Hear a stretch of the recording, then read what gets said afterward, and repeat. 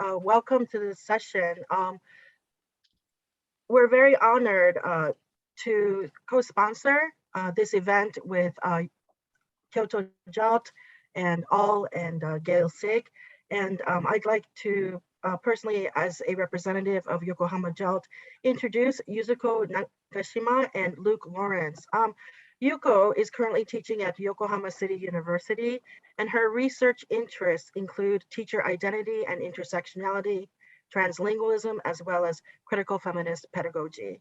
Her recent publications can be found on Journal of Language, Identity in Education, Applied Linguistics Review, and ELT Journal. Luke Lawrence is a lecturer at Toyo University, and his interests revolve around intersectional aspects of teacher identity. He also has published in ELT Journal, Applied Linguistics Review, and the Journal of Language, Identity, and Education, amongst others. He's also the co-editor of the book Duo Ethnography in English Language Teaching. I think I still said it wrong. According to Anna Walker, this was a presentation that you had given, but the presentation was shorter. And so she had wanted something that was longer so that we could really understand what is going on currently in Japanese language education. Obviously, there's a lack of support in terms of what is going on currently. And so we're very interested to hear your expertise on this particular topic. If you're ready, please take it away.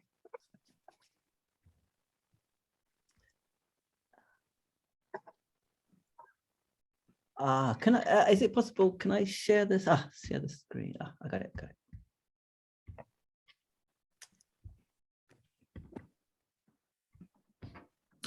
All right. Are you ready, Luke? Yeah, are you ready? Okay, go on. All right. Hello, everyone. Thank you for coming to our workshop. My name is Yuzuko and my name is Luke. As the title of our workshop, Becoming an LGBTQ plus ally in the Japanese universities implies, it involves allyship pertaining to sexuality and sexual orientation. So we thought it may be useful to start with our positionality as language teachers. I am Japanese, bilingual, cisgender woman, and bisexual. And I'm not. Well, I'm cisgender. I am British, so-called native speaker, cisgender, male, and I identify as straight. Yeah, as Namiko said, so part of this workshop is similar to or the same as one that was given at GEL last year. So I apologize for any repetition for people that did attend that. But we're not the main thing. Hopefully, the breakout rooms is where the main action is going to be. We're just going to give examples, really.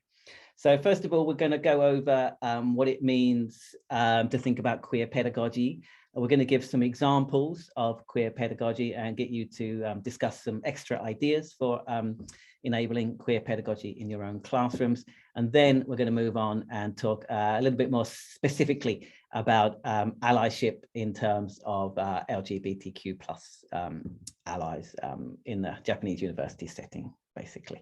And I think that's about it. We were planning to have a theoretical kind of discussion at the end. And if we have time, maybe we still will, but we'd rather kind of have the focus on you really and get as many ideas as possible for people to take home. So we'll see about that. Okay, should we start? Yuzuko, you okay to start? Yeah. Sure. Let's do this. So let's begin with this concept, queer pedagogy. So this workshop is based on the idea that one of the ways to be an active allies for LGBTQ plus people is one way to do it is to utilize queer pedagogy in our language classrooms. And the first work that we would like to bring up is the book written by Cynthia Nelson in 2009. And Nelson was one of the pioneers to introduce queer pedagogy into the ELT field back in the 90s. And this book is basically, it sums up her previous work centering around the idea that instead of focusing on the lives of LGBTQ plus individuals to examine from straight people's point of view, which may result in like othering and essentializing them. She argues that ESL classrooms can be a place for everyone, regardless of their sexual orientation, to kind of like to start questioning their heteronormative practices and discourses that are prevalent in the ESL classrooms.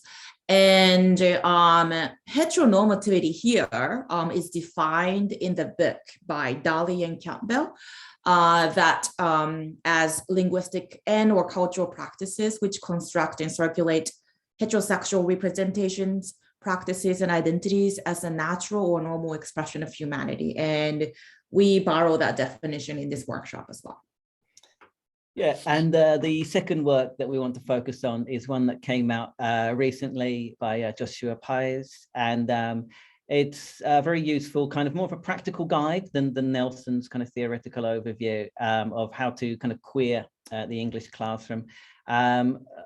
Again, making kind of non-heteronormative identities and approaches a natural and integrative part of the language classroom. So he gives practical ideas, and he also talks about how we can make it an everyday practice, not a special topic, so to speak. So that's a really good resource if you're looking for kind of practical ideas of inclusive activities to include in your English classes. And kind of like building onto these previous works by these researchers and others, we recently wrote an article to share our own classroom experiences and ideas to implement different teaching methods surrounding queer pedagogy, including explicit and implicit teaching, and also creating a safe space for students in order for students and teachers to perform and express their gender and sexual identities in the language classrooms. And one thing that we wanted to emphasize is that our experiences are basically specifically embedded in the very specific context, a very specific context of EFL classes in higher education in Japan. And we believe that this can play a huge role in choosing how we can or we should approach to queer pedagogy. It can look very different, we believe. And maybe many of us here are already aware of this, but Japan may look like it's a safe and open society. And of course, it's constantly changing, but when it comes to sexual diversity, especially in the official settings like government and school education, we think that heteronormative biases can be seen pretty much in many settings. Yeah, that's kind of like our justification for including explicit teaching directly addressing LGBTQ plus issues in the classroom. In the research that we did around this paper that we wrote, we found that for a lot of students, it was the first time for them to talk about or even to mention the word. Yeah, exactly.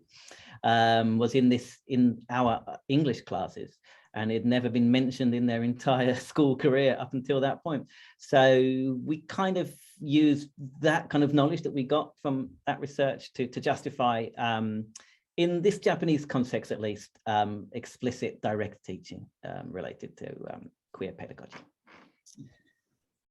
Okay. Sorry. Okay, so let's go on.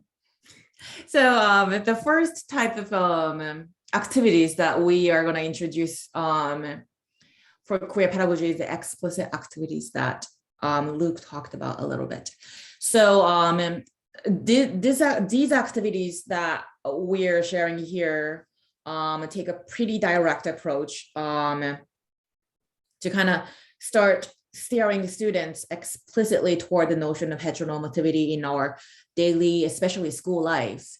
And this activity starts with a discussion activity that critically directs students and help them raise awareness of their own heteronormative biases in their everyday life.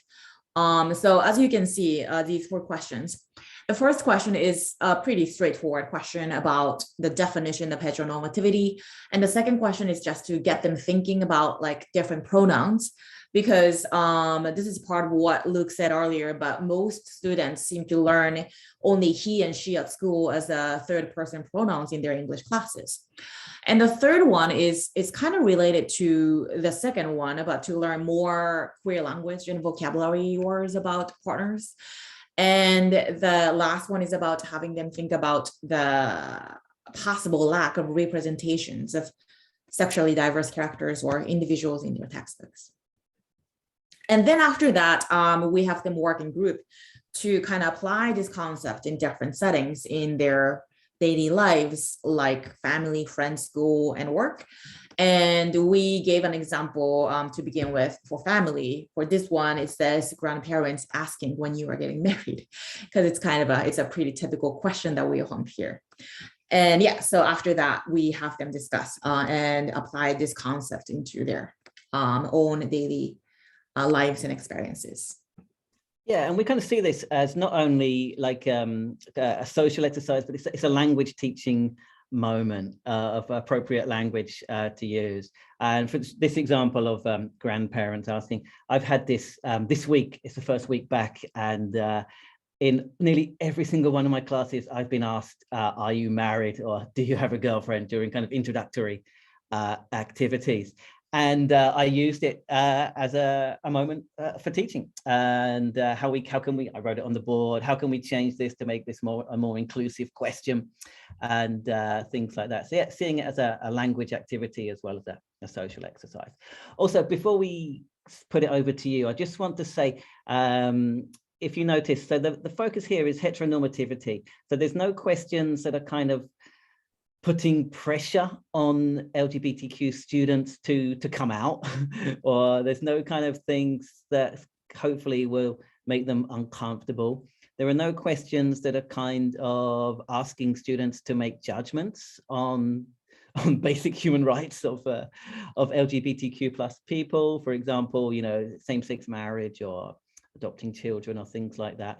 There's none of those kind of value judgment questions. And hopefully there's no questions that are going to make the LGBTQ plus students feel uncomfortable. It's all geared towards heteronormativity. Okay, so that's one example of a pretty direct, explicit activity that you can do in any classroom.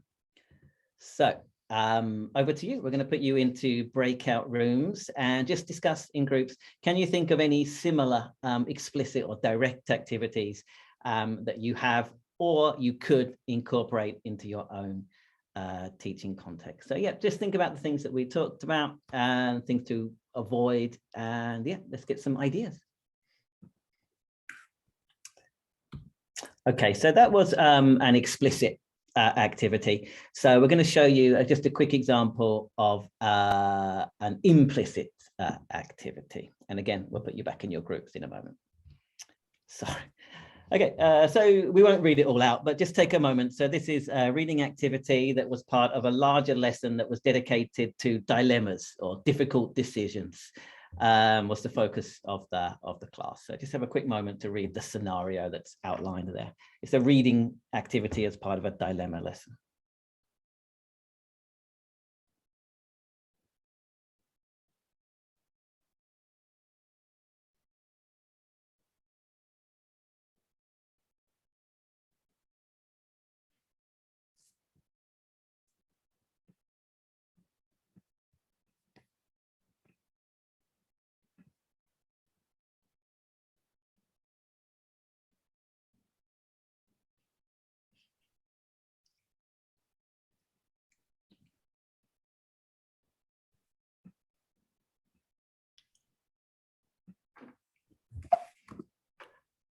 Okay, so as you can see, it's a basic, simple dilemma situation. The only twist is that the characters are a gay couple, and it's not the main point of the lesson. It's not the main point of the activity even. It just happens to be that they are a gay couple, and as you can see from question 4, you need to understand that in order to answer the question, but it's not the main point of the activity. So this is a very simple example of how you can incorporate LGBTQ plus characters into activities in a classroom, basically. This particular one, this was a similar situation that was in a textbook, and I just adapted it by just changing that small thing, basically. I changed the story slightly. So there you go, simple example, and back over to you, if that's okay. So into different groups maybe, and can you think of any similar implicit activities that either you have done in your classes or that you think would work in your own teaching context? Did you? Okay, thanks everyone. Okay, so before we move on to allyship specifically, we'll just do a quick summary. So in terms of the explicit teaching, one thing that we should keep in mind is to avoid essentializing sexual minorities. We think that when it comes to inclusivity in the classroom, it's not just about teaching and teaching materials per se, it's also about students as well. So it's important to always imagine that there are sexually diverse students in your classrooms, whether they're out or not. And think if you're, and I think in that sense, I think it's important to think, are your lessons designed only for straight students to educate or not? And if so, does that mean like, are we unintentionally erasing the actual LGBTQ students' voices in our classes? And the second point is to make it part of a wider curriculum on social justice and also critical thinking. In this workshop, we have focused particularly on sexuality and sexual diversity in the language classrooms, but oftentimes societal pressures work hand in hand, interconnectedly with other social dimensions, like gender and race and foreign status and things like that. So intersectionality is also something that we should keep in mind when we are preparing for a class and also teaching in the classroom.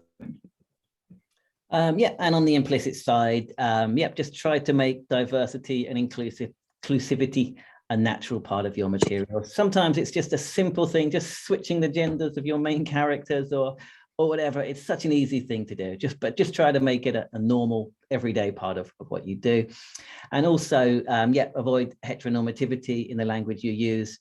As a teacher, things to be careful of, I know recently JAL, they changed their ladies and gentlemen announcement, but it's things like that, that we can pay attention to, and the language that you teach to your students as well, so that they are kind of understanding the correct kind of, well, not correct, but a respectful language they need to be using if they're in that international situation. Okay, we're going to move on and talk a little bit now about allyship a bit more specifically.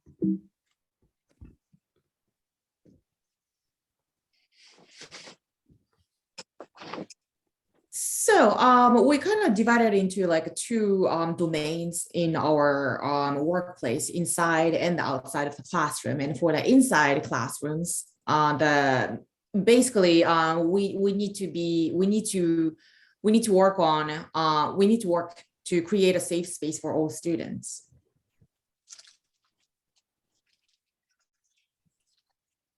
For example. For example, we believe teachers can take various approaches to do this for students, regardless of their gender and sexuality.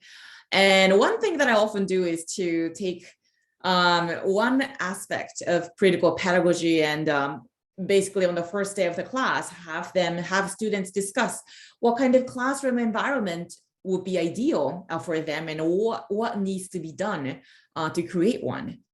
And one thing that I often talk about with them is to think about the differences between intent and impact. And oftentimes speakers tend to only think about the intent of their comments or statements, especially, and it's especially true when when they like unintentionally offended someone, like, oh, this is just my personal opinion, or, oh, I didn't mean to offend anyone. But we need to keep in mind that it is also as important, or probably more important, to take into consideration how your comments or statements affect listeners and other people, especially when the speaker is talking from the place of privilege. Yeah. We wrote about this in a different paper, but the idea that if you as a teacher identify as LGBTQ, it can sometimes be a little what's the word, like vulnerable, in case you maybe get unwanted questions and invasive questions from students, by kind of opening up this can of worms of acknowledging the existence of LGBTQ identities. And if you don't identify in that kind of way, and you do want to be an ally, then you're often in a more comfortable position, not a better position, of course, because you're not from direct experience, but you're often in a more comfortable position to be able to do so as an ally. So, yeah. Go on. Were you going to say something? No. Okay. And the second point is outside of the classrooms. Yeah. So, I mean, lead by example when you're interacting with colleagues. May was talking in her presentation about the kind of white male dominated workplace. This is definitely the case. This is definitely the case. And I know a few people have written about this. I think Hicks and Appleby have written about these kind of networks of homophily, of kind of the old boys network. And if you do find yourself in these kind of situations, and I know I do as a white male, and you do get the kind of the banter, and it's very kind of heteronormative, and it's very kind of straight and blokey. I mean, lead by example, call it out. Yeah. I think that's a good thing that you can do if you are part of that, is lead by example, and kind of resist it, basically. And the second point is to point out heteronormativity and institutional processes and demand for change. And one example that has happened recently in my workplace is that we use one of the standardized language tests in my university, and in the test, students needed to mark whether they're male or female, and that's the only two options that the test has for sex. And some of us teachers have become very uncomfortable with it, giving that direction at the beginning of the test. So we brought it up at a meeting and see if there's anything we can do to kind of get around it. And apparently it's a pretty complicated political issue, because the company that makes a test uses our data for their research. So it's not like we can just skip that sex option.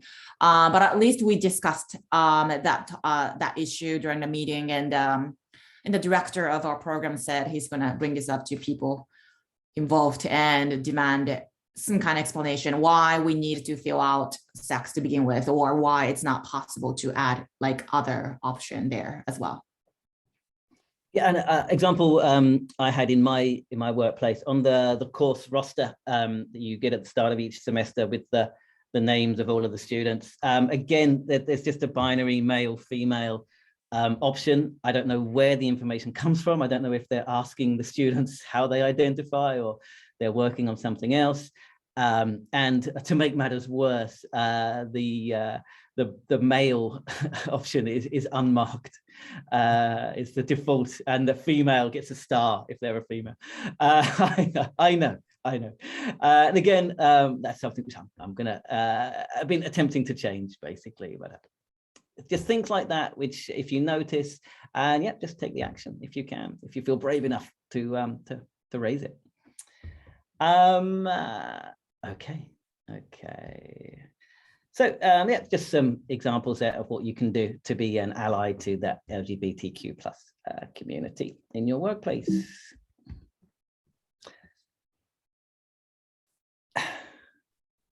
All right, so the last over to you.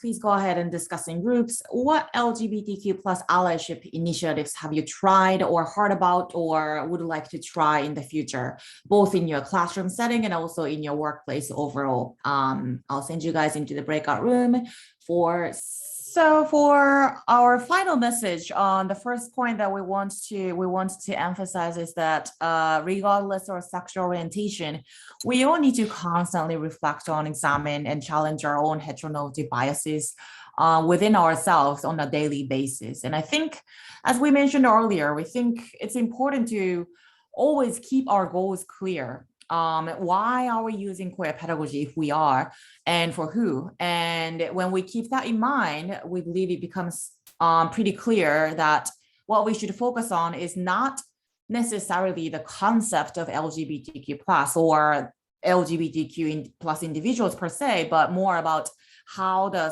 societal system and its processes have brought about marginalizing and also oppressing certain individuals in society. In this case, sexual minorities. Yeah, and for inside the classroom, as language teachers, we believe that we have the responsibility to make sure that our students go out into the world as kind of respectful, open-minded, compassionate social actors, and that they have the language tools and the mindset to do so. And we think as educators, yeah, it's our responsibility to make sure that happens.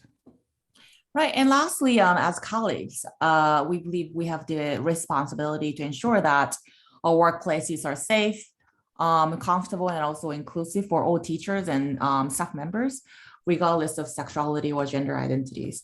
And for that, I think it's true that we might have we might not have that much power to change the whole system, but I think what's important to keep in mind is that we should start with small steps and work together with the people that we work together. Thanks very much for listening and contributing. Thank you.